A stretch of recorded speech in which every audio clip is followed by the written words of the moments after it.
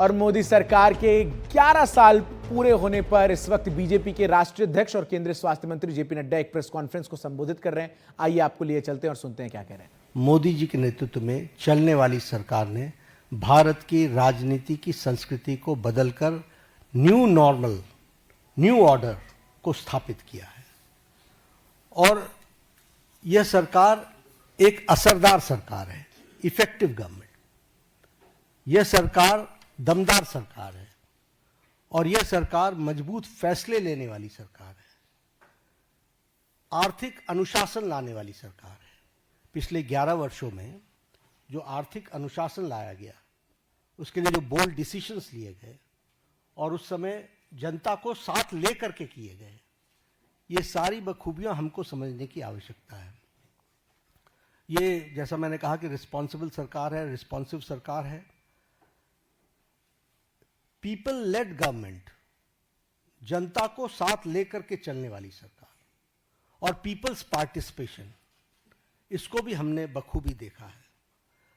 और हम सब जानते हैं कि ये सरकार पिछले 11 सालों में ट्रांसपेरेंसी की नई मिसाल पेश की है। इट्स ए ट्रांसपेरेंट गवर्नमेंट और ये फ्यूचरिस्टिक गवर्नमेंट है। ये भविष्य को देख करके चलने वाली सरकार है। भविष्य को किस तरीके से हम नई मिसाल पेश की है। इट्स ए ट्रांसपेरेंट गवर्नमेंट और ये फ्यूचरिस्टिक गवर्नमेंट है। ये भविष्य को देख करके चलने वाली सरकार है। भविष्य को किस तरीके से हम आगे देश को ले जाना चाहते हैं, इसके बारे में सोच करके काम को करने वाली सरकार है। और इसीलिए वी टॉक अबाउट विकसित भारत, और विकसित भारत का ये अमृतकाल और ये 10 साल 11 साल ने विकसित भारत का बेस बनाया है। This we have to understand. और इस बेस को बनाने के लिए जो भी फैसले लेने थे, वो सारे फैसले। आज के दिन मैं 2014 से पीछे जाऊं, इसकी आवश्यकता नहीं है, लेकिन हमको ये याद रखना चाहिए कि that government before 2014 was full of corruption. भ्रष्टाचार से आकंठ डूबी हुई सरकार थी, घोटालों से में संलिप्त सरकार थी और तुष्टीकरण के साथ काम करने वाली सरकार थी। एक नेगेटिविज्म का वातावरण था, कुछ नहीं बदलने वाला। लेकिन 2014 के बाद हमने ऑप्टिमिज्म देखा है। The shift, when I talk about political culture, I talk about the shift from negativism to positivism. आज हम मतलब मैं नहीं, भारत का आम नागरिक कहता है मोदी है तो मुमकिन है। मोदी जी के बारे में ये धारणा बनना कि वह समस्याओं का सॉल्यूशन करेंगे और समस्याओं को सॉल्व करेंगे, ये आम व्यक्ति की धारणा बन गई है। और इसीलिए हम ये भी कह सकते हैं कि ऑप्टिमिज्म में विकास, आविष्कार और नवाचार, ये तीनों चीज़ें जुड़ी हैं। आज हम डेवलपमेंट भी कर रहे हैं और उसके साथ साथ हम बेस्ट प्रैक्टिसेस भी ला रहे हैं, नवाचार भी हो रहा है और इस तरीके से विकास के काम को आगे बढ़ाया है। अगर मैं मोदी जी के शब्दों में बताऊं तो उन्होंने कहा है कि this decade will prove to be the base of the development of the future विकसित भारत। और इसी काम को लेकर के जो हम लोगों ने उनके नेतृत्व में जो उन्होंने नीतियां दी, परफॉर्म, ट्रांसफॉर्म, रिफॉर्म, इसको हर पॉलिसी में हम सबको देखने को मिलता है, हर नीति में हमको देखने को मिलता है। एवरी पॉलिसी आप देखेंगे तो इट्स डिफरेंट।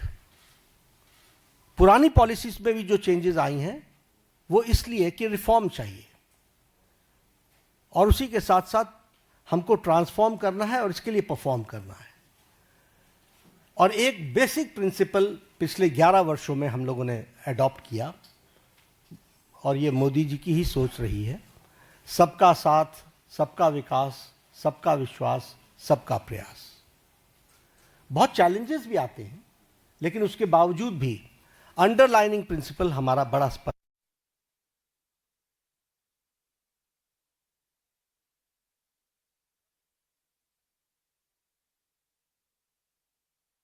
बीजेपी के राष्ट्रीय अध्यक्ष जेपी नड्डा को आप सुन रहे थे और मोदी सरकार के 11 साल पूरे होने पर इस वक्त वो प्रेस कॉन्फ्रेंस को संबोधित करते हुए उन तमाम उपलब्धियों का जिक्र कर रहे थे जो बीते 11 सालों में हुआ है। सबका साथ सबका विकास का प्रयास किस तरीके से हुआ है। 58.46% रहा और विधानसभा J&K के इलेक्शन में turnout was 63%. This is the change and this is the result of the bold decision taken. अगर हम उसी तरीके से बात करें एबोलिशन ऑफ ट्रिपल तलाक, सब लोग जानते हैं कि ट्रिपल तलाक मानवता के लिए और ह्यूमैनिटी के लिए और महिलाओं के लिए एक बहुत बड़ी त्रासदी थी, ट्रेजेडी थी. लेकिन चुप बैठे हुए थे, सुप्रीम कोर्ट भी बोल रहा था. लेकिन यह बोल्ड डिसीजन लेना और ट्रिपल तलाक को समाप्त करना, जबकि इस्लामिक कंट्रीज में और हमारे नेबरिंग कंट्रीज में कहीं भी ट्रिपल तलाक नहीं है. Bangladesh, Pakistan, Afghanistan, Syria, Iran, Iraq, Malaysia सब डोमिनेटेड मुस्लिम देश रहे हैं और इस्लामिक देश रहे हैं. लेकिन यहां भी ट्रिपल तलाक नहीं था और हमारे यहां ट्रिपल तलाक चल रहा था. एक बोल्ड डिसीजन लिया गया. उसी तरीके से enactment of the new Waqf act हम लोग डिस्कशन कर रहे हैं. वी नो किस तरीके से एक नैरेटिव बनाने का प्रयास हुआ, लेकिन in the interest of the nation, देश के इंटरेस्ट में और उस कम्युनिटी के इंटरेस्ट में वक्फ बोर्ड बनाने की न्यू एनैक्टमेंट की आवश्यकता थी. वो बोल्ड डिसीजन लिया गया. उसी तरीके से सिटीजन्स अमेंडमेंट एक्ट, उसी तरीके से डीमोनेटाइजेशन, उसी तरीके से मोर देन 3 डिकेड्स हम विमेन रिजर्वेशन की तरफ नहीं बढ़ पाए, लेकिन 33% विमेन रिजर्वेशन देने का काम प्रधानमंत्री मोदी जी के नेतृत्व में हुआ. और उसी तरीके से अगर हम देखें इकोनॉमिक डिसिप्लिन के लिए, इकोनॉमिक डिसीजन में भी बहुत गहरी सोच के साथ जो आर्थिक जगत को बहुत तीव्र गति से आगे खड़ा कर सके, इसके लिए निर्णय लिए गए. प्रेजेंटेशन ऑफ बजट का एडवांसमेंट, हम अभी भी ब्रिटिश की दुनिया में जी रहे थे, ब्रिटिश काल में जी रहे थे, उसको एडवांस करना. उसके साथ साथ प्लान और नॉन प्लान एक्सपेंडिचर को अलग अलग जो डिस्टिंक्शन था उसको समाप्त करना, ताकि हम बेटर किटी का उपयोग कर सके. हमारे अश्विनी जी बैठे हुए हैं. रेल बजट को एसिमिलेट करना और भारत की आर्थिक जगत को एक साथ कैसे देश के लिए डेवलप किया जा सकता है उसको करना. आप भी जानते हैं, हम भी जानते हैं कि हमारी इकोनॉमी 10th से छलांग लगा करके 5th पर पहुंच गई और अब जो इंटरनेशनल मॉनेटरी फंड का जो अब नया डेटा आ रहा है वो हमको 4थे स्थान पर ला रहा है और हम 4थे स्थान की तरफ हम अग्रसर हुए हैं. और हम 4th straight conservative 4th straight में हम अपने ग्रोइंग इकोनॉमी में इस ईयर भी हम सबसे आगे हैं. और उसी तरीके से हम देखें फास्टेस्ट ग्रोइंग इकोनॉमी के रूप में हमारा 4था साल लगातार चल रहा है. Per capita income has increased by 67%. Foreign exchange reserves has increased by 135%. Exports at the record of to the US dollars is 825 billion. Gross FDI rise is 106%. Taxpayers का बेस बहुत इंक्रीज हुआ है, वो 127%. और उसी तरीके से ग्रॉस डायरेक्ट टैक्स कलेक्शन ये भी 238% का इंक्रीज हुआ है. अगर एजेंसीज की बात करें तो bright spot international monetary fund Bharat की इकोनॉमी को IMF बोलता है. वर्ल्ड बैंक हमारे को fastest growing economy, major economy in the world कहता है. और वर्ल्ड इकोनॉमिक फोरम हमको वो कहता है कि India is all set for as a primary engine of the global economic growth in 2025 and 26. यानी सारी विपरीत परिस्थिति में भारत की इकोनॉमी सुदृढ़ और सक्षम तरीके से आगे बढ़ रही है. ये हमको ध्यान में रखना चाहिए. जब हम रिस्पॉन्सिव गवर्नमेंट की बात करते हैं तो प्रोएक्टिव डिसीजंस एक नहीं अनेकों हुए और राहत के काम में तो हम प्रधानमंत्री मोदी जी कभी पीछे नहीं रहे. फिर चाहे बात ऑपरेशन गंगा की हो और सिटीजन्स को यूक्रेन से लाने की बात हो, प्रोएक्टिव होकर के किसी और देश ने अपने सिटीजन्स की चिंता नहीं की, लेकिन इंडिया ने, और इंडिया ही नहीं, इंडियंस के साथ साथ, इंडियन फ्लैग के साथ साथ कई दूसरे देश के लोग भी यूक्रेन से बाहर आए। तो यह एक पॉजिटिव नोट के साथ, उसी तरीके से हमारे वंदे भारत मिशन, जिसमें 67 लाख लोगों को कोविड के दौरान भारत वापस, स्वदेश भारत वापस लाने का काम हुआ है। ऑपरेशन देवी शक्ति में अफगानिस्तान से लोगों को वापस लाए। ऑपरेशन राहत में यमन से हम लगभग 5,000 जो हमारे इंडियन सिटीजन थे उनको लेकर के आए, और उनके साथ साथ 41 नेशंस के जो दूसरे सिटीजन्स भी फंसे हुए थे उनको भी, मोर देन 1000, उनको भी निकाल करके लेकर के आए। ऑपरेशन मैत्री में नेपाल में हम अर्थक्वेक में सबसे आगे रहे। We were the first to reach and land in Kathmandu, और हम लोगों ने राहत कार्य किया। और अगर मैं ऑपरेशन वैक्सीन मैत्री की बात करूं, तो ये बार बार मैं याद दिलाना चाहता हूं कि मोर देन 150 कंट्रीज में हमने वैक्सीन को पहुंचाया, और हमने कोशिश की कम से कम 48 कंट्रीज को तो फ्री वैक्सीन दी गई है, और ये वैक्सीन मैत्री में भी हम प्रोएक्टिव रहे। कोविड मैनेजमेंट पर मैं जरूर बोलना चाहूंगा, क्योंकि जब मैं रिस्पॉन्सिबल और रिस्पॉन्सिव गवर्नमेंट की बात करता हूं, देखिए ये पेंडेमिक सारी दुनिया के लिए आया था। ये पेंडेमिक इस शताब्दी का सबसे बड़ा पेंडेमिक रहा, और इस पेंडेमिक में विभिन्न कंट्रीज ने अपने अपने तरीके से रिस्पॉन्ड किया, क्योंकि इसके रिस्पॉन्ड करने का कोई तरीका नहीं था। सबने अपने अपने तरीके से रिस्पॉन्ड किया। लेकिन जो मोदी जी के नेतृत्व में भारत ने जिस तरीके से कोविड को रिस्पॉन्ड किया, किसी कंट्री ने नहीं किया। और किसी कंट्री, हर एक जगह कोविड की लड़ाई सरकार ने लड़ी। भारत में मोदी जी ने कोविड की लड़ाई जनता के साथ मिलकर के लड़ा।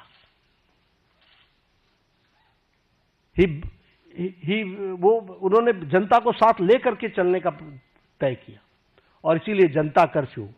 दूसरे देशों में लॉकडाउन के खिलाफ आंदोलन हो गए, वैक्सीनेशन न लेने के आंदोलन चले, लेकिन भारत अकेला देश है जिसने 220 crore double dose free of cost लगा करके world's largest and the fastest vaccination programme हुआ है। तो आप बताइए कि ये रिस्पॉन्सिबिलिटी और रिस्पॉन्सिव सरकार का किस तरीके से उसको पूरा करने का प्रयास हुआ है, ये मैं कोविड के बारे में जरूर बताना चाहूंगा। पिछले दशक में हमने समाज के सभी वर्गों की चिंता की है, फिर चाहे वो हमारे शेड्यूल कास्ट भाई हैं, फिर चाहे वो हमारे ओबीसी भाई हैं, फिर चाहे वो हमारे ट्राइबल भाई हैं, सबकी हमने चिंता की है। उनके लिए, हर एक के लिए अलग अलग नीतियां, अलग अलग कार्यक्रम, स्कॉलरशिप्स इस तरीके से देने का काम भारत सरकार ने किया है। अब यहां पर मैं स्कीम्स गिनाना शुरू करूंगा तो एक घड़ी लग जाएगी, लेकिन all schemes dedicated to SC, ST और हमारे ओबीसी भाई, इनके लिए चिंता की गई। उसी तरीके से महिलाओं के लिए विशेष करके ध्यान देकर के विमेन लेड गवर्नमेंट, विमेन को आगे रख करके बढ़ाने का काम करना, यह काम भी हमारी सरकार ने बखूबी किया है। और जब हम ये विमेन की बात करते हैं, फिर हेल्थ के सेक्टर में आप ले लीजिए, right from conception to delivery, फिर डिलीवरी के बाद vaccination, all programmes have been taken by government of India, all programmes. उसी तरीके से मैटरनिटी लीव, उसको 12 से 26 वीक्स तक बढ़ाना विथ सैलरी, विथ पेमेंट, और उसके साथ साथ बच्चे पैदा होने पर उनको मातृवंदना में योजना के साथ फाइनेंशियली सपोर्ट करना, ये सारी चीजें बताती है। और उसी तरीके से अगर हम देखें तो महिलाओं को, फिर चाहे आपने देखा इसरो में भी जब तस्वीर आई, जब चंद्रयान पे उतरा था, तो सबसे ज्यादा आपको वहां पर साइंटिस्ट महिलाएं दिखी थी। अगर आप देखें तो पायलट्स बनाने से लेकर के, आर्मी में कमीशन देने से लेकर के, एनडीए में भर्ती से लेकर के, अभी एनडीए से भी पास आउट हो गए हमारे गर्ल स्टूडेंट्स, गर्ल कैडेट्स, सैनिक स्कूल में ऑल 73 76 हमारे जो सैनिक स्कूल्स हैं, 73 सैनिक स्कूल्स, उसमें उनको एडमिशन मिलना। इसके साथ साथ लखपति दीदी, और लखपति दीदी के साथ साथ हमारे सेल्फ हेल्प ग्रुप्स को प्रमोट करना। तो समाज के जो वर्ग जिनको थ्रस्ट देना चाहिए था, वो थ्रस्ट देने का काम 11 साल में हुआ है। SC, ST, OBC और हमारे महिला वर्ग को की मेन स्ट्रीमिंग करने का काम हुआ है। स्कीम्स के बारे में अगर मैं बात जैसे बार बार कर रहा हूं कि it will be very difficult for me कि मैं उनके आंकड़े रखने लगूं और स्कीम्स को रखने लगूं तो बड़ा लंबा समय चला जाएगा। जब मैं अकाउंटेबल गवर्नमेंट की बात करता हूं तो हमने अपनी रिस्पॉन्सिबिलिटी प्रधानमंत्री मोदी जी ने ली, गरीब कल्याण। अब ये गरीब कल्याण स्लोगन नहीं था, 70 साल से गरीबी हटाओ का नारा लेकर के हम नहीं चले रहे, हमने गरीब कल्याण करके दिखाया है। और आंकड़े इस बात के सबूत है कि 25 करोड़ लोग आज गरीबी की रेखा से बाहर आ चुके हैं। और ये मेरे आंकड़े नहीं हैं, ये आंकड़े नीति आयोग के हैं, ये आंकड़े इंटरनेशनल फोरम्स के, इकोनॉमिक फोरम्स के हैं। और उसी तरीके से extreme poverty has dropped by 80% decline. प्रधानमंत्री अन्न योजना, 80 करोड़ जनता को 5 किलो गेहूं या चावल देना, ये कोई छोटी घटना नहीं है। आवास योजना, आवास योजना में 4 करोड़ घरों को, आप ही जब अपने ट्रैवल करते थे गांव में तो आपको खपड़ैल के मकान दिखते थे, फूस के मकान दिखते थे, आज आपको पक्के घर दिख रहे हैं। जिस सड़क पर आप चलते थे वो हाईवे में, कभी आप हाईवे पर होते थे, कभी हाईवे से नीचे होते थे, अगर आपको उन दिनों की याद हो। आज आप जिस हाईवे पर चलते हो आपको खुद ही ध्यान में लेना पड़ता है कि अगर डाइवर्जन लेना है तो स्पीड इतनी है कि 2 किलोमीटर पहले से ध्यान में लेना पड़ता है कि I have to go left. ये आज हाईवे की स्थिति बन गई है। और इसी तरीके से अगर हम देखें, जैसे कहा 4 करोड़ मकान बने हैं और 3 करोड़ ये अगले 5 साल में और बनने हैं, उसका भी सैंक्शन हो चुका है। उसी तरीके से उज्ज्वला योजना, 100% इलेक्ट्रिफिकेशन, और 100% इलेक्ट्रिफिकेशन के साथ साथ जल जीवन मिशन, और जल जीवन मिशन में 364% हमारा घर का टैप कनेक्शन हम लोग दे पाए हैं। इस तरीके से काम हुआ है। प्रधानमंत्री किसान सम्मान निधि में किसानों को मेन स्ट्रीमिंग की गई है। प्रधानमंत्री फसल बीमा योजना में उसमें भी मेन स्ट्रीमिंग की गई है। और जैसा मैंने कहा कि 100% इलेक्ट्रिफिकेशन में सौभाग्य योजना हो, चाहे उज्ज्वला योजना, उजाला योजना हो, इन सारी योजनाओं के माध्यम से सारे कामों को आगे बढ़ाया गया है। जीवन for the insurance, may it be for accident और may it be term life insurance, इसको भी लगभग 40 crore people have been covered in this. आज 40 करोड़ से ज्यादा लोग इसमें कवर हुए हैं। और ये कौन लोग हैं? जो लोग अफोर्ड नहीं कर सकते थे, जो marginal section of the society थी। और जैसा मैंने कहा कि पब्लिक पार्टिसिपेशन, इस पर विशेष बल दिया गया। एक उदाहरण मैंने कोरोना का आपको दिया। कोरोना भारत सरकार के साथ साथ जनता ने लड़ा है, बाकी सब जगहों पर नहीं लड़ा है। बाकी सब जगहों पर स्ट्राइक्स हुई हैं। They have rejected the initiatives taken by government, vaccination का भी हो चाहे लॉकडाउन का भी हो, हर एक मामले में उनको विरोध हुआ है। लेकिन यहां पर पीपल्स पार्टिसिपेशन, पीपल को साथ लेकर के चले। और अगर मैं बात करूं तो डीमोनेटाइजेशन की, मुझे याद है उस समय हमारे राजनीतिक दल लाभ उठाने के लिए किस तरीके से जनता को उकसा रहे थे। आप भूल गए होंगे, मैं भूलता नहीं, किस तरीके से जनता को उकसा रहे थे। लेकिन भारत का आम व्यक्ति बैंक के सामने घंटों खड़ा रहा, लेकिन he supported the demonetisation programme. This is people's participation. और ये मैं इसलिए बताना चाहता हूं कि लीडरशिप पर भरोसा होता है तो किस तरीके से जनता बिहेव करती है, this we have to understand. अगर मैं बात करूं न्यू एजुकेशन पॉलिसी की, यही देश है जहां एजुकेशन पॉलिसी को लेकर एजुकेशन की मिनिस्टर्स की कॉन्फ्रेंस एक साथ नहीं हो पाती थी। वहां आज हम एजुकेशन पॉलिसी पर एक साथ आ गए। क्यों? क्योंकि कंसल्टेशन इतना वाइड हुआ कि उस कंसल्टेशन के कारण सीमलेस तरीके से न्यू एजुकेशन पॉलिसी 2020 आई। हेल्थ पॉलिसी 2017 की, आपको पता ही नहीं चला कि नई हेल्थ पॉलिसी आ गई। आपको इसलिए नहीं पता चला क्योंकि कोई झगड़ा नहीं हुआ, कोई इश्यू क्रिएट नहीं हुआ, कोई ऐसी चीज नहीं आई, और कंसल्टेशन इतनी वाइड हुई और इतने होलिस्टिक अप्रोच में हुई कि वह सब भी आप लोगों ने देखा है। स्वच्छ भारत अभियान, आपके ही आंकड़े बताते हैं कि one of the most successful programme. सिर्फ टॉयलेट्स बनाना ही नहीं, लेकिन हेल्थ के इंडिकेटर से भी ले तो हमको स्वच्छ भारत अभियान का सीधा सीधा फायदा दिखता हुआ नजर आता है। जब हम देखते हैं कि हमारे बच्चों के जो उनको जो प्रॉब्लम्स होती थी उसमें डिक्लाइन आ गया है, तो ये सारी बातें हमको जनता के सपोर्ट से मिली हैं। जब मैं ट्रांसपेरेंट गवर्नमेंट की बात करता हूं तो आपने देखा होगा डीबीटी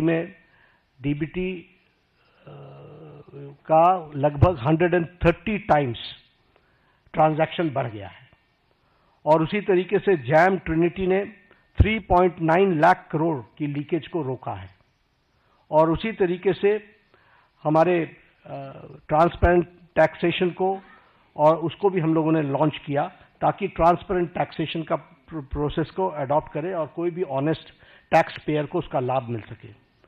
प्रगति के माध्यम से सारी स्कीम्स को एक तरीके से कोशिश की गई है कि जो रुके हुए प्रोजेक्ट्स थे जिसके बारे में चर्चा नहीं होती थी वह भी चर्चा हो और उसको भी सही ढंग से हम जनता के लिए समर्पित कर सके, इस बात का प्रयास हुआ है। कोऑपरेटिव फेडरलिज्म की अगर मैं बात करूं तो ये स्लोगन नहीं है, जीएसटी इज एन एग्जाम्पल, और ये बोल्ड डिसीजन का एक एग्जाम्पल है। आखिर जीएसटी के पीछे डेलिब्रेशंस तो सालों से चल रही थी, why it was not implemented, और इम्प्लीमेंटेशन में 17 टैक्सेस 13 सेसेस सरचार्जेस को सबस्यूम किया गया है, और सभी स्टेट्स एक साथ एक प्लेटफॉर्म पर आए हैं, और आज tax collection 20.8 lakh crore a year हो चुका है। उसी तरीके से टैक्स डिवोल्यूशन को स्टेट्स को 283% बढ़ा है। हमारे स्टेट्स, आपको मालूम है कि राजनीतिक कारणों से कुछ लोग हमेशा चर्चा करते रहते हैं स्टेट्स की अनदेखी हो रही है, स्टेट्स की अनदेखी हो रही है। The increase is 283% increase. और मैं बतौर हेल्थ मिनिस्टर कहता हूं कि जब भी कोई आता है हम हमेशा सबको बोलते हैं finance is not the problem, implementation is your problem.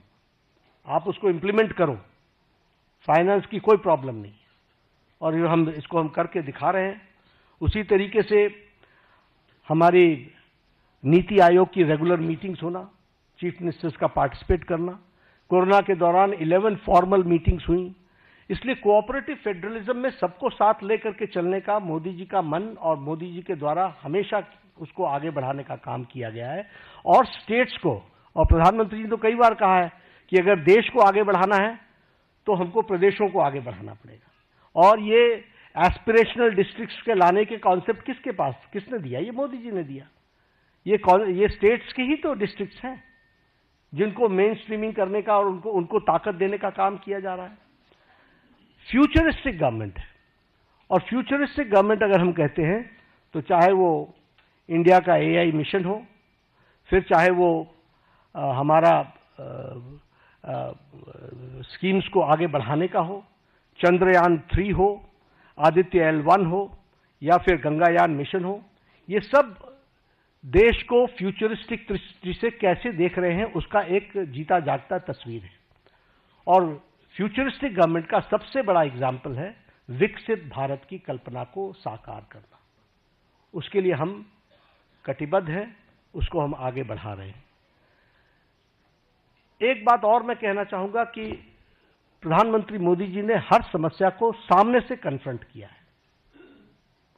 He has confronted from the front, कभी इधर उधर की बात नहीं की है। और आज मैं इसकी चर्चा जरूर करना चाहूंगा और आपको याद दिलाना चाहूंगा। एग्जाम्पल्स मेरे पास बहुत है, लेकिन जब उरी की घटना घटी तो प्रधानमंत्री जी ने अपने भाषण में कहा था इसका जवाब दिया जाएगा। For the first time a prime minister ने अपने दुश्मन को सीधा सीधा संकेत किया, यह पहली बार किसी प्रधानमंत्री ने किया। आप सब लोग इंटरनेशनल पॉलिटिक्स को समझते हैं, इसके वाक्य का अर्थ समझना चाहिए। और उसके बाद सर्जिकल स्ट्राइक हुआ। जब पुलवामा की घटना घटी तो आप शब्द याद कीजिए, प्रधानमंत्री ने कहा था कि तुमने बहुत बड़ी गलती कर दी है, इसका खमियाजा तुमको भुगतना पड़ेगा। और उसके बाद बालाकोट का एयर स्ट्राइक हुआ। इस बार बिहार में पटना में, सीवान था शायद, मधुबनी में उन्होंने क्या कहा? उन्होंने कहा कि तुम्हें कल्पना से भी बाहर जवाब दिया जाएगा। और आपको मालूम है कि उनके ठिकाने, टेररिस्टों के ठिकाने और उनके एयरबेस सारे के सारे ध्वस्त कर दिए गए, बियॉन्ड उनकी कल्पना से। तो और ये न्यू नॉर्मल बन गया है, this is the new normal. प्रधानमंत्री जी ने इस कन्फ्रंट करते हुए सामने से कहा है, एक स्पष्ट रूप में कहा है कि कोई भी टेररिस्ट घटना को एक्ट ऑफ वॉर समझा जाएगा। और साफ कहा है कि ये न्यूक्लियर वॉर की गीदड़ भभकी बंद करो। और साफ कहा है कि टेररिस्ट और टेररिस्ट को संरक्षण देने वाले में अंतर नहीं समझा जाएगा। तो हमें समझना चाहिए कि हम, चाहे वो कोरोना की घटना हो, चाहे वो टेररिज्म की घटना हो, किसी भी घटना को कन्फ्रंट इस सरकार ने पिछले 11 सालों में सामने से किया है और उसका मुंहतोड़ जवाब दिया है। अगर मैं लेफ्ट विंग टेररिज्म की लेफ्ट विंग एक्सट्रीमिज्म की बात करूं, नक्सलाइट्स की बात करूं, मैं 6 साल छत्तीसगढ़ का प्रभारी रहा हूं। मैंने कोंटा, सुकमा, बीजापुर, नारायणपुर, दंतेवाड़ा, ये सारे डिस्ट्रिक्ट्स घूमे हुए हैं, अच्छे तरीके से नाइट स्टे किया है। मुझे मालूम है कि नक्सलाइट प्रोन एरिया की हालत क्या होती है। लेकिन आपको जानकर के खुशी होगी कि affected districts have declined from 126 to 18 districts. और सारे top left wing extremist leaders eliminate हो चुके हैं। और हमारा रिडक्शन ऑफ वायलेंस 53% है। जो फेटिलिटीज सिक्योरिटी फोर्सेस की होती थी उसका रिडक्शन 72% है और रिडक्शन ऑफ डेथ 70% है। तो लगभग हम उसको समाप्त करने की ओर आगे बढ़ चुके हैं। एक समय था कि एक डिफेंस मिनिस्टर ये कहते थे कि हम बॉर्डर के रोड्स इसलिए नहीं बनाते हैं ताकि दुश्मनों को आने का मौका न मिले।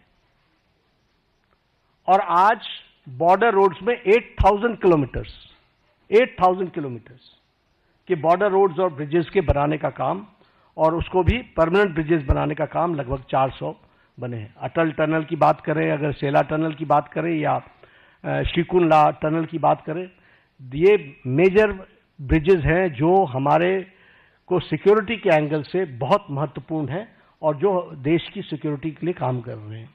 इंफ्रास्ट्रक्चर की बात अगर मैं करूं, रोड्स, एयरवेज, रेलवेज, ब्रिजेस, तो बड़ी लंबी फहरिस्त है उसकी जो उस पर चर्चा करेंगे।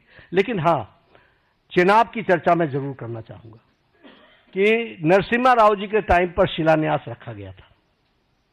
देखिए गवर्नमेंट के एक्शन को। नरसिम्हा राव जी के टाइम पर 1995 में रखा गया था और इसको अटल जी ने project of national importance declare किया और पूरा करने का काम प्रधानमंत्री मोदी जी ने 6 जून को, अभी 3 दिन पहले, उसको पूरा किया। वो भी हमको ध्यान में रखना चाहिए। तो इसलिए समस्याओं को टालते रहना ये इस सरकार की न रीति रही न नीति रही। सरकार ने समाज के सभी वर्गों की चिंता करते हुए कोशिश की कि उनके जीवन में सुधार हो और आज पूरी ताकत के साथ हम विकसित भारत की ओर एक लंबी छलांग लेने के लिए तैयार हुए हैं।